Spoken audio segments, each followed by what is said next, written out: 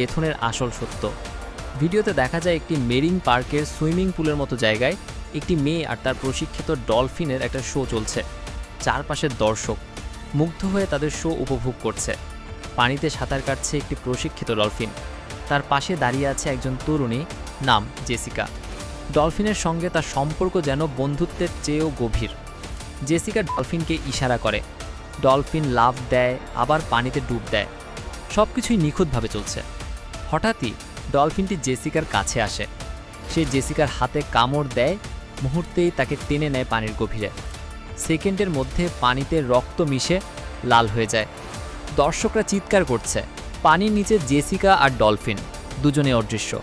কয়েক সেকেন্ড, তারপর কয়েক মিনিট, কেউ জানে না কি ঘটছে। ভিডিওটি মুহূর্তেই ভাইরাল হয়ে যায়। ভাইরাল হওয়া ভিডিওগুলোর টাইটেল এমন, ডলফিন গিলে খেলো জেসিকাকে। কমেন্টে আতঙ্ক, ষড়যন্ত্র আর হাজারো প্রশ্ন। কেউ বলছে ডলফিন রেগে গিয়েছিল, কেউ বলছে জেসিকার শরীরে রক্তের গন্ধ ছিল, আর কেউ বলছে এটা প্রতিশোধ।